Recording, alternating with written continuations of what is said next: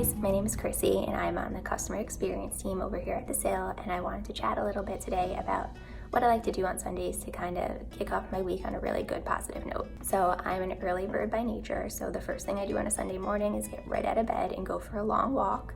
Normally I'll grab a coffee, Dunkin' Donuts for life, and just go for a nice long stroll, talk to my mom on the phone or listen to a podcast, something to kind of just burn any extra energy or anxiety that I kind of woke up with that morning. And then once I get home, I love to just open the windows up really wide, throw on a playlist, dance around with my cat. That might sound crazy, but she loves it.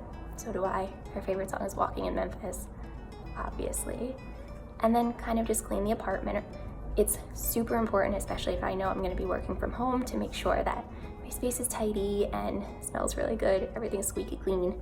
Light a few candles, spray some laundress fabric spray, get everything super fresh, ready for spring. It is spring, we tend to forget that. And then cooking a meal in the middle of the day on Sunday is the best thing, because then at the end of the night, you don't have to worry about it. Bonus points for something that you can have extra of the next day for lunch, dinner, or a few days more even.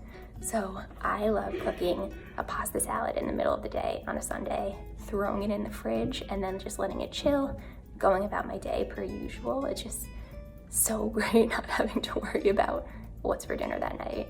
It causes so many fights in my relationship, so having that solved early on before anyone gets hangry or cranky is like the best thing.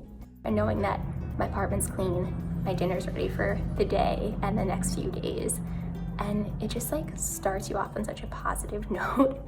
And then honestly, the rest of the day is for me. So whether it's binge watching Love Island or laying in bed with a face mask and ignoring the world, it's just kind of like what makes me feel well and good for the week. So that's my self-care Sunday routine. Please feel free to share yours by hashtagging Plants Make People Happy.